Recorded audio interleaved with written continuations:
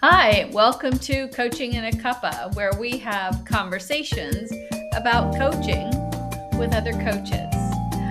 My name is Leslie Mizerak with Get Courageous Coaching. We offer leadership, confidence, and retirement coaching. Thank you for joining us today. Let's take a listen.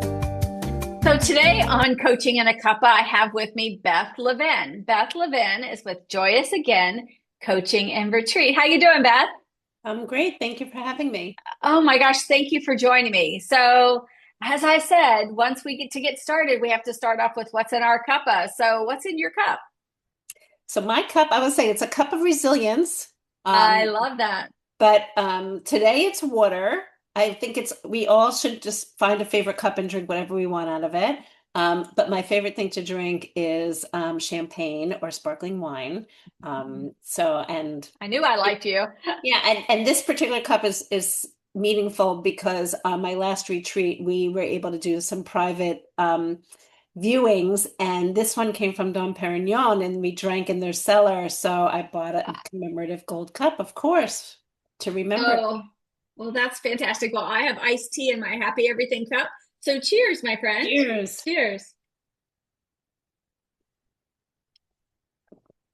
Well, Beth, thank you so much for joining me today. And I love the story about the wine glass, the wine goblet. That's amazing. And I'm a champagne girl myself. But let's go ahead and just jump right in. Joyous Again Coaching and Retreat. So take us back to the beginning. What was happening in your own life that led you to be joyous again, to start joyous again and start working with women to find their joy? So I lost my husband 4 years ago, and Mm. that was kind of the final straw. I had a lot of other loss. I've had job loss, car fires, um, house fires, Oh, um, that's and worse. I'm a cancer survivor. I lost my brother very young. My first husband had drug addiction issues. Like I had just a whole life full of really hard things. And then when I lost my husband, I thought, okay, that's it. I'm done. I get it. I'm not meant to be happy.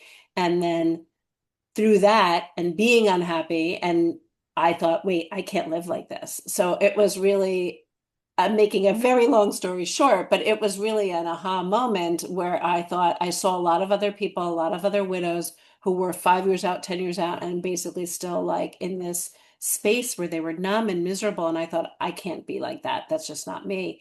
And so I really went out of my way to figure out what to do. And I realized I was very unhappy with my work Mm. and I needed a change. And it was always something that was very important to me, was to be impactful, was to work one-on-one with people and to have that personal connection. And I just felt like I wasn't really having that at work. And I wanted to do that. And so I quit work and I took some resilience classes because that was kind of the key word. People kept saying to me, "Oh, you're so strong. You can handle it. You've handled everything." And that word strong ended up being like a dagger to my heart. Like every time I heard it, it got me so angry. But then once I discovered the word resilience, it really made a big difference because it made me feel like I can move forward. It wasn't just like strength is just a state of being, but resilience is Mhm. something I can do, I can build so that I can be better in the future. And so I took a resilience class that's got me into the coaching world. I met my mentor there, and from there I learned about ICF. I learned about coaching. I took a course in leadership coaching, and yeah, that's where the journey started. And the sad thing is that I wouldn't be doing what I'm doing today had I not lost my husband. And so, of Mm. course, I wish that I had him. I'd rather not be doing this and still have him with me.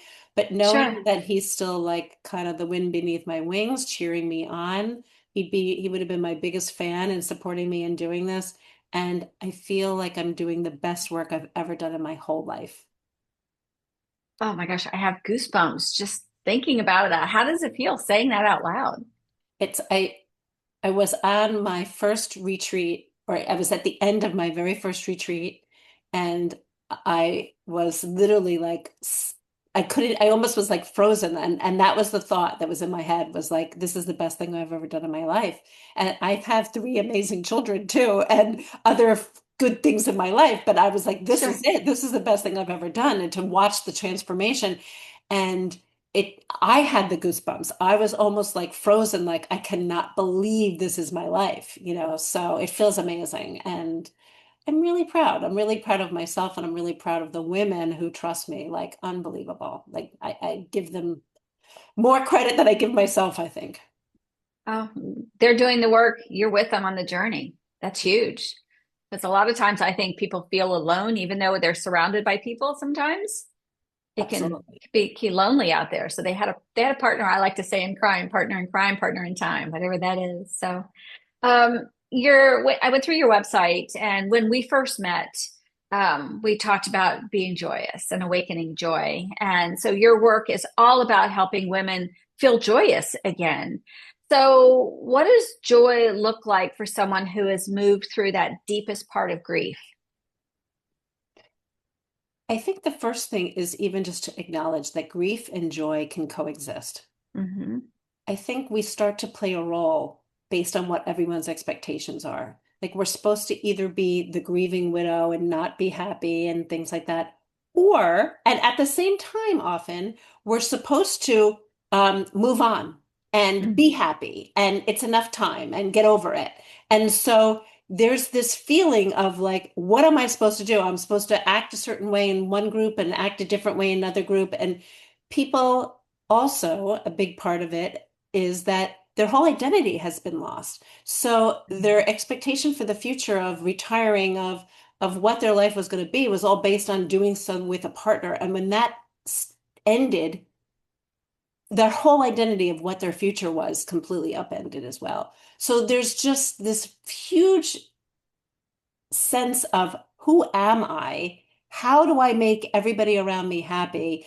And they're completely lost in the mix of it. So they have no idea. They're often really, really numb. If they were a caretaker before they lost their husband, they've been grieving for even Yeah, longer. sure. They've lost themselves for even longer. They've put themselves on the back burner for so long. Many of them are physically very, very sick. They've just left themselves go, Hmm. not consciously, but subconsciously. And with the stress, they're often very, very sick. So it's really healing the body and the mind to help them become more joyful. I love that. So one of the questions I had for you is there are so many outdated stories around what a widow's life, should look like, right? Based on what you just said. What are kind of the new empowering narratives that you help women create them for themselves? I think that key is that they can acknowledge that they can be their authentic self, and they don't have to answer and pretend to be something they're not because of everybody else around them. And it's understanding that everybody says a lot of things. People feel that they have to say something, and 99% of the time, it's not going to be the right thing. But to know that that's not their intention, to not Mhm. take these things personal, to know that they have the power of how they can react to the situation. I I think love that's really the new narrative, is that they have the control to be exactly who they want to be. They don't have to answer to anyone. And that joy, that just because they lost their husbands doesn't mean that their life is over and they get to reinvent themselves. So yes, maybe the future looks different, but it could still look new. And it's an opportunity for something maybe interesting and new and exciting. And that could mean new friends and new travels and just new possibilities, new jobs. It could be anything. So I try to help them see the opportunities and that are around them, and ultimately see that there's a gift in the fact that they've lost their husbands, Mhm. and that they're still with us in ways, cheering us on. When I gave Ah, you the example of my own boyfriend, yeah, how I see him cheering me on too. So we can honor them and bring them with us on our journey, but still forge our own way. I love that. I want to talk about retreats in just a moment, but first, you help women dream again, and you talk about giving them permission. And can you share a success story you've had with someone, obviously no names, that how you've worked with someone through their grief as well as into finding that joy. Yeah, I think the best example really is on retreats, Mhm. because that's where I'm able to see such the biggest transformation in the shortest Mm. amount of time. So I have actually two people, probably everyone, but I'm going to focus on two Go people in in. particular, at my very first retreat, one of which just like never smiled. And I thought, how am I going to get her to crack a smile? And the other one literally just almost continuously had, I could see tears like running down. And I thought, okay, how are we going to break through the shells of this? And through the experiences, the joy that we had together, the knowing that just being in the room with people who understood them. They didn't have to share their stories. They didn't have to make excuses if they started to cry. They didn't have to feel guilty if they started to laugh. Just the fact that they could be themselves was super, super life-changing and altering for them. And both of them, these two people that I'm thinking of, at the end, we did a photo shoot. One of them just literally couldn't stop smiling. Like I thought her face was gonna fall, like gonna hurt her, that she couldn't stop smiling. It was such a beautiful thing to watch. And the other one literally found a beach ball and was like tossing a beach ball in the air and jumping up and taking all these shots. And I was like, it was just like, yes, yes, yes, we get to be joyful. And they really, really expressed it. And it wasn't faking. It wasn't that they were smiling for a photo, but it just emanated from them. And that was to be able to see that in such a short amount of time was just mind blowing. Okay, well, tell us about these retreats. So, what inspired you to do retreats, and what does a retreat look like for widows that are searching for themselves? So when I lost my husband, I was also his caregiver. He passed from cancer, and it was a lot. And I had a huge burning desire to get away. But there's so much you have to deal with, um, Right. from, a loss perspective, emotionally, physically, paperwork, lawyers, home, everything. It's like almost an impossibility about thinking about going away. But I knew I really wanted to. And I started to search for something and I couldn't find anything. And I was like, where am I going by myself, all alone? It just felt so wrong. And so flash forward a couple years, I'm now a coach and I'm working in that space, but I kept feeling that retreats was out there and everyone said, well, no, no, no, no, no, you have to build your following, you have to build your business first, and then you can invite them on a retreat. And I just felt that there were people like me out there that didn't Mm. necessarily, they'd done the grief counseling along the way, which I did plenty of, private and group grief counseling. But that only gets you through the stages of grief. And it gets you to kind of a point that's you're just like, okay, that doesn't, I really want to take people to the next level of like, okay, you're okay, but you're not happy. You're numb. And I really want to get you to a point where you get to have all the joy you want and desire and deserve. So I kind of said, I think that there are going to be people out there who just want to get away, just like me. And so I created retreats for widows. And that first group of people, without having ever done this before, the amount of trust that they put in me is just like really awe-inspiring to me. Not one person knew each other. They all traveled to Costa Rica. And I connected them and the friendships, the bonds, the connections. So that was really what I learned from it was, yes, they wanted to get away and yes, they wanted to find some more joy and do something, to move forward.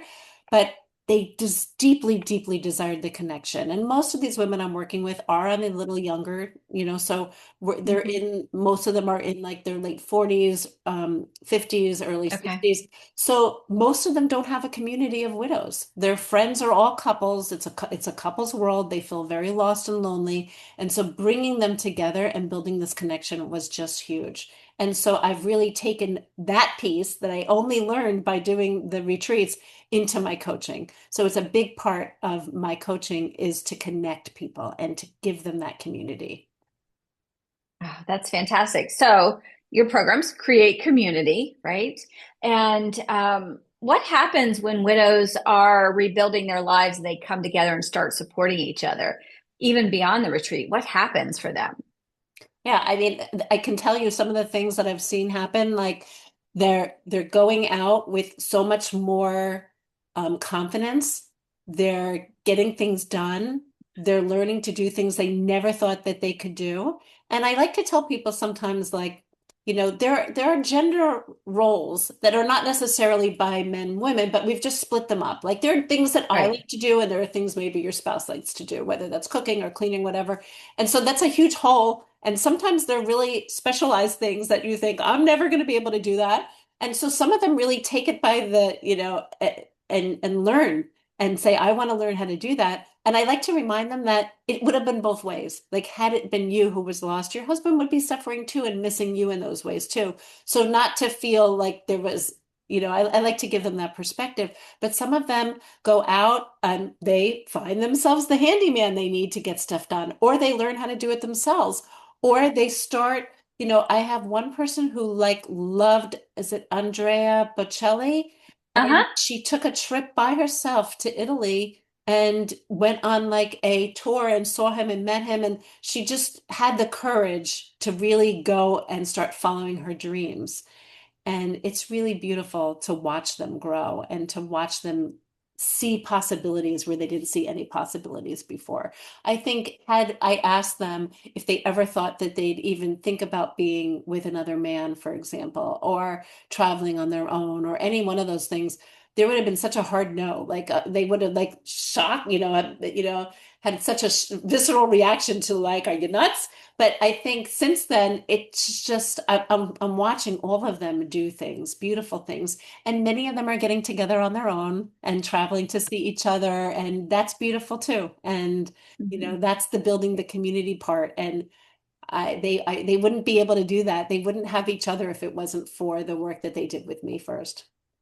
I think it's fantastic. And you should see like the pride and the light on your face. Oh, that's amazing. I can see it. So I'm sure your clients can. What does a typical retreat look like? You don't have to get into specifics, but what might Um, it look like for those that are listening and are curious?